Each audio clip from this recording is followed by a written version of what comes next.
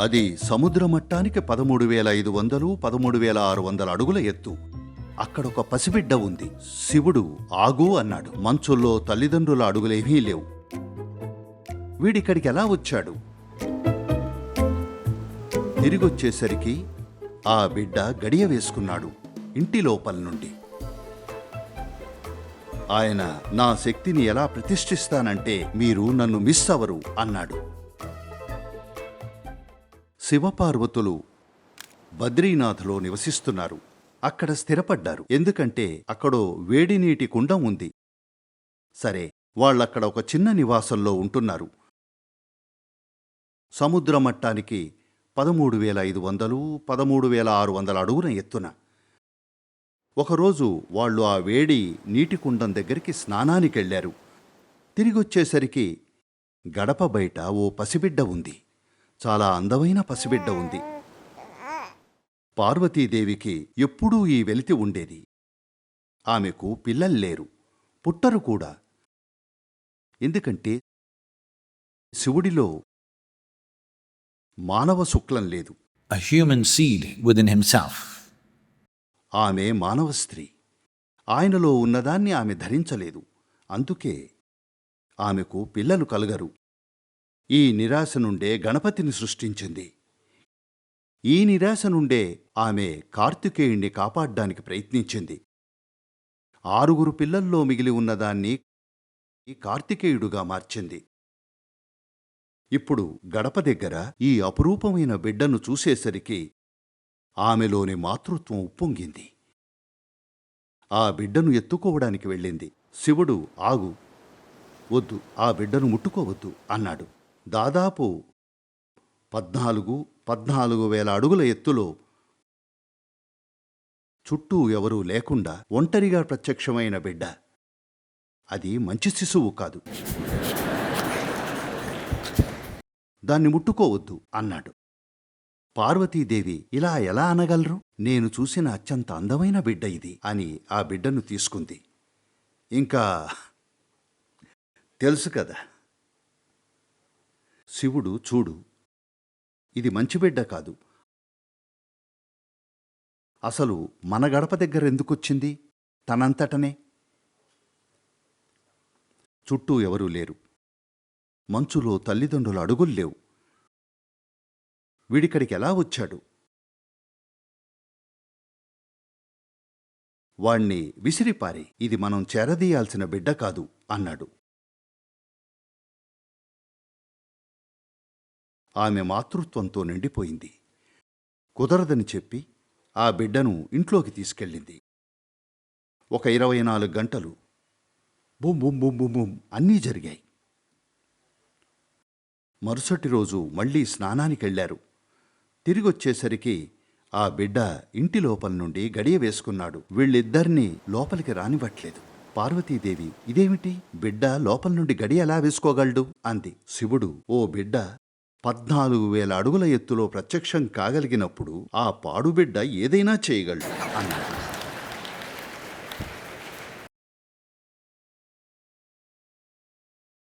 ఇక ఆయన, సరే, మనం ఈ స్థలాన్ని ఖాళీ చేయాల్సిందే. తను లోపల నుండి బంధించుకున్నాడు. మనం వెళ్ళిపోదాం పదా అన్నాడు. కాని పార్వతీదేవి, ఇది మన ఇల్లు కదా అంది. అంతే మరి. ఈరోజు ఇది మన ఇల్లు కావచ్చు. తగని మనుషులను లోపలికి రాణిస్తే అది మనది కాకుండా పోతుంది. అలా వాళ్ళు 12,700 అడుగుల ఎత్తులో ఉన్న కాంతి సరోవర్కు వెళ్ళారు. అలా ఆయన ఇల్లు కోల్పోయాడు. ఎందుకంటే ఈ బిడ్డ తనను లోపల బంధించుకున్నాడు. ఆ బిడ్డ విష్ణువు. సన్యాసి, యోగికి తేడా ఏముంటుంది? ఇక్కడ అక్కడ అని. శివుడికి అంతా ఒక్కటే. కానీ నాకు ముఖ్యం, నేనిక్కడుంటాను. శివుడికి అర్థమైంది. ఆయన, సరే వెళ్ళిపోదాం పద అన్నాడు. ఆయన కాంతి సరోవర్లో కేదారుకు దగ్గరగా వెళ్ళాడు. కాని యోగులు, ఇతరులు ఎవరైతే వాళ్లను అనుసరించారో వాళ్ళు కేదార్లో స్థిరపడదామన్నారు. ఎందుకంటే వాళ్ళు ప్రతిసారి పైకి కాంతి సరోవర్కి రావాలనుకుంటున్నారు. ఆయన, నా శక్తిని ఏ రీతిలో ప్రతిష్ఠిస్తానంటే అప్పుడు మీరు నన్ను మిస్ అవ్వరు అని ఆయన కేదార్ను స్థాపించాడు. ఈ రోజుకి కూడా కేదార్ శబ్దానికి రూపానికి మధ్య ఉన్న రేఖాగణిత పొందిక పరంగా చూస్తే కేదార్ శివ అనే శబ్దానికి అత్యంత దగ్గరగా ఉంటుంది. అలా దాన్ని స్థాపించాడు. తద్వారా యోగులు ఆయన్ని మిస్ అవ్వకుండా అక్కడ ఉండే వీలుంటుందని.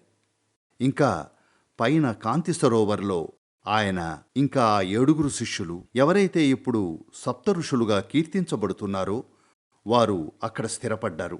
Pursuit of exposition of yoga. వారి అన్వేషణలో భాగమైన యోగా బోధన కోసం, ఇంకా ఆ సమయంలో జరిగిన ఇతర నాటకీయ విషయాల కోసం. కాబట్టి కాంతి సరోవర్ అనేది మొట్టమొదటి యోగా ప్రోగ్రాం జరిగిన ప్రదేశం. ఏదో స్వల్పకాలిక వారాంతపు ప్రోగ్రాం లాంటిది కాదు, చాలా సుదీర్ఘమైన యోగా ప్రోగ్రాం. అప్పుడాయన ఆ సంబంధాన్ని వారికి వివరించారు.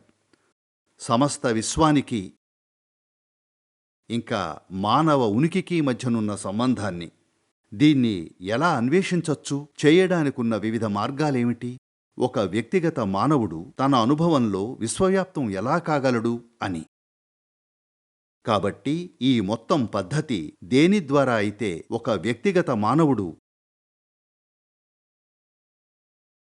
మన ఉనికి యొక్క విశ్వజనీనతను అనుభూతి చెందగలడో దాన్నే యోగా అంటారు.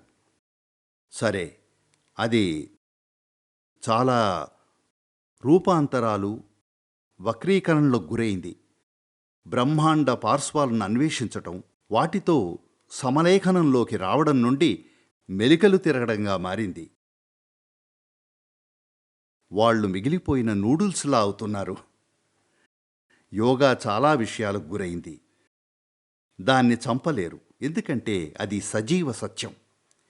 ఏ సమయంలోనైనా, ఉదాహరణకు రేపు అందరూ ఈ యోగ సాధన మొత్తాన్ని వదిలేశారనుకుందాం, కానీ 1000 సంవత్సరాల తర్వాత ఎవరో ఒకరు దాన్ని చూడటం ప్రారంభిస్తే అది అప్పటికీ ఉంటుంది. ఎందుకంటే నాశనం చేయడానికి అది గ్రంథంలో లేదు, చెరిపివేయడానికి అది కేవలం మానవ జ్ఞాపకంలో లేదు. అది ఉనికిలో ఉన్న ఓ సజీవ సత్యం.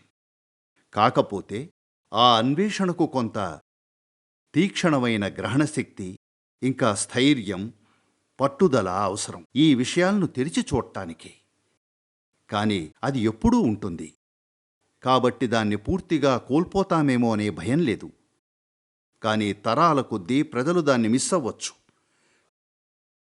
కాబట్టి ఈ తరానికి ఓ అపారమైన బాధ్యత ఉంది. మొదటిసారిగా మన దగ్గర ప్రసార సాధనాలున్నాయి. ఈ గ్రహం మీదున్న మొత్తం జనాభాను చేరుకోగలిగేలా సాధనాలు. అదే సమయంలో ఈ ప్రసార మాధ్యమాలు బహుశా చరిత్రలోనే ఎన్నడూ లేనంతగా మానవులకు అత్యంత ప్రభావవంతమైన పరధ్యానంగా తయారయ్యాయి. కాబట్టి వాటిని సరియైన రీతిలో ఉపయోగించుకోవాలి. ఇంకా ఇది ఆటంకంగా కాక ఓ సాధ్యతగా, గందరగోళంలో పడేసే మార్గంగా కాక ఒక ఉన్నతీకరించే ప్రక్రియగా మారేలా చూడాలి. ఒక తరంగా ఇది మన బాధ్యత.